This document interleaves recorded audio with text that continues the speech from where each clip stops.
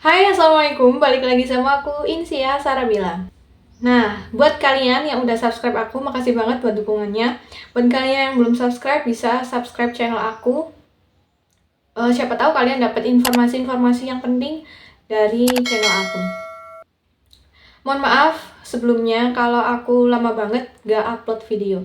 Nah, di konten kali ini aku mau share ke kalian tentang social engineering. Ini berdasarkan keilmuan dan juga berdasarkan pengalaman aku. Nah, apa sih social engineering itu? Social engineering merupakan suatu kejahatan, ini bisa dilakukan secara online ataupun offline, yang mana pelaku kejahatan tersebut pakai cara manipulasi psikologi, gitu ya. Ini kata kuncinya ada di manipulasi psikologi. Dia berusaha meningkatkan hormon dopamin dan oksitosin dari target atau dari korban. Gimana caranya? Ya, mereka memanfaatkan rasa senang, rasa sedih, atau bahkan rasa takut dari korban. Gunanya apa? Mereka ingin mendapatkan data pribadi atau data-data sensitif lainnya. Nah, siapa aja sih biasanya target atau korban? Orang-orang biasa bisa, karena aku pernah kena. Berdasarkan pengalaman aku itu rekening aku kebobolan. Terus public figure juga bisa, CEO perusahaan pun juga bisa gitu. Untuk apa ya? Untuk meretas atau mencuri data-data perusahaan.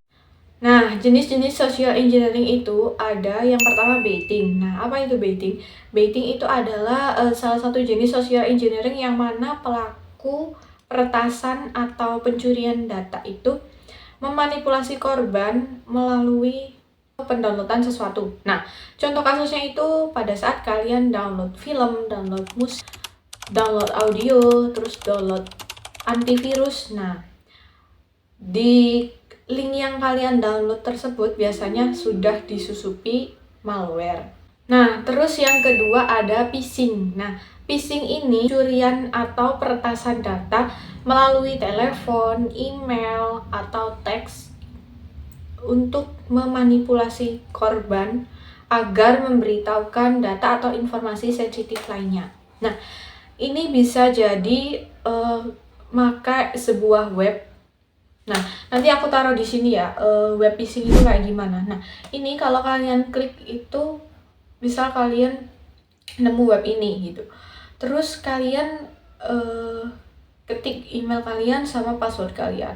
Nah, begitu kalian klik di web phishing ini, sekali klik langsung data kalian kebobol. Bisa jadi data yang akun-akun yang tertaut di email kalian itu langsung kehack gitu. Itu namanya phishing. Nah, terus juga bisa lewat WA kayak gini. Itu. Nah, kalian perlu cek ya kalau dapetin WA link yang kayak gini. Nah, karena kenanya juga di sini gitu. Biasanya data keuangan juga. Nah, terus kalau untuk phishing ini sendiri tuh sebenarnya nggak bisa yang sembarangan pakai cara-cara itu ya.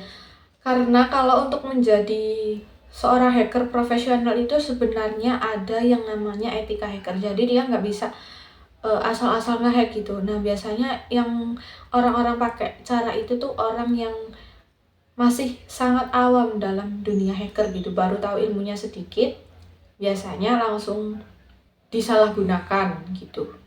Nah, untuk menjadi seorang hacker profesional itu sebenarnya ada yang namanya etika hacker. Etika hacker menurut buku karya Stephen Levy yang berjudul Hackers Hero of the Computer Revolution tahun 1984, kode etik hacker yang kerap dianut pula oleh para cracker antara lain akses ke sebuah sistem komputer dan apapun bisa mengajarkan mengenai bagaimana dunia kerja haruslah tidak terbatas sama sekali. Kemudian yang kedua, segala informasi haruslah bebas. Kemudian yang ketiga, jangan percaya pada sebuah otoritas. Promosikanlah desentralisasi. Yang selanjutnya, hacker haruslah dinilai dari sudut pandang aktivitas hackingnya, bukan berdasarkan standar organisasi formal atau kriteria yang tidak relevan seperti derajat, usia, suku, maupun posisi. Kemudian, seseorang dapat menciptakan karya seni dan keindahan di komputer Yang selanjutnya, komputer dapat mengubah kehidupan seseorang menjadi lebih baik. Pola peretasan data pribadi atau data sensitif lainnya, ada yang namanya teknik berdalih. Sebenarnya ini hampir-hampir mirip sama tailgating gitu ya, karena menyerang fisik. Jadi, si hacker atau pelaku pencurian data atau peretasan data di teknik berdalih dan tailgating ini dia berusaha berpura-pura menjadi perwakilan. Misal contoh kasusnya seperti ini, di suatu perusahaan itu komputernya rusak nih, atau PC perusahaannya rusak. Nah, terus ada orang yang nyamar jadi teknisi komputer. Nah, terus setelah diotak-atik ternyata jebret, data perusahaannya kebobolan. Nah, itu contoh dari tailgating atau berdalih gitu, berpura-pura menjadi perwakilan dari suatu instansi. Ini social engineering yang selanjutnya ada reverse social engineering atau rekayasa sosial terbalik. Apa tuh maksudnya? Jadi gini, reverse social engineering itu pelaku meretas data pribadi atau data sensitif dari target atau korban, berpura-pura memberikan solusi. Nah, contoh kasusnya adalah di sebuah perusahaan ada seorang konsultan perusahaan. Nah, terus konsultan perusahaan ini kalau dia niatnya nggak baik, itu dia menyalahgunakan informasi perusahaan tersebut untuk kepentingan dia atau untuk mencuri data perusahaan tersebut intinya.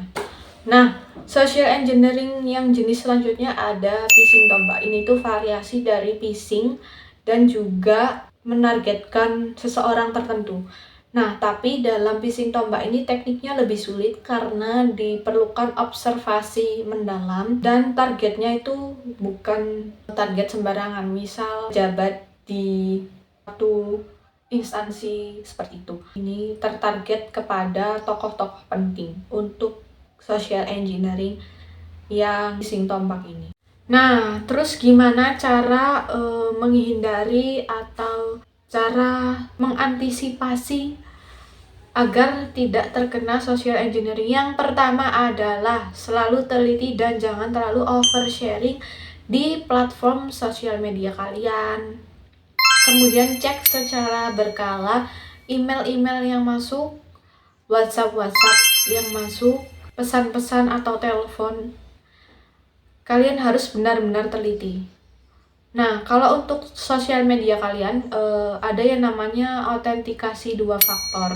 Nah, itu biasanya untuk keamanan biar kalian nggak kena hack atau kena salah satu dari jenis social engineering ini.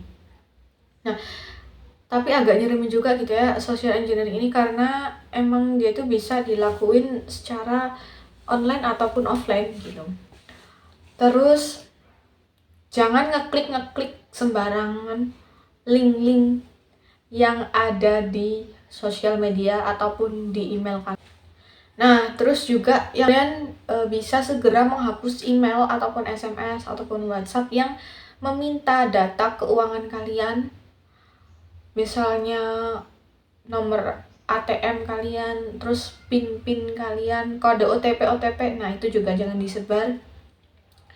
Terus juga kalian bisa secara berkala mengganti password dari akun media sosial kalian, entah itu email, entah itu platform YouTube gitu kan. Masuk di studio YouTube ini kan juga ada passwordnya seperti itu. Nah, kalian bisa membuat sandi yang sekiranya tuh susah ditebak. Terus juga secara berkala harus diganti passwordnya. Terus kalau ngeklik link-link, sekali lagi jangan asal ngeklik. Terus cara selanjutnya adalah unduh atau download perangkat lunak atau software hanya dari link-link atau sumber-sumber yang disetujui dan dipercaya. Jangan asal ngeklik link. Terus cara yang selanjutnya adalah pastikan kalian memiliki filter spam email di email kalian. Selanjutnya juga kalian bisa minta ajarin ke teman-teman kalian yang ahli di bidang IT kayak gitu. Oke, sekian dulu konten dari aku kali ini. Semoga apa yang aku sampaikan itu bermanfaat, dan jika apa yang aku sampaikan itu masih banyak kesalahan karena emang aku hanya seorang content creator edukasi yang tujuan aku bikin konten itu cuman sharing informasi, dan aku juga bukan seorang ekspertis, jadi mohon dimaafin aja kalau memang terdapat banyak kesalahan. Makasih, jangan lupa subscribe channel aku dan klik juga tombol loncengnya. Wassalamualaikum warahmatullahi wabarakatuh.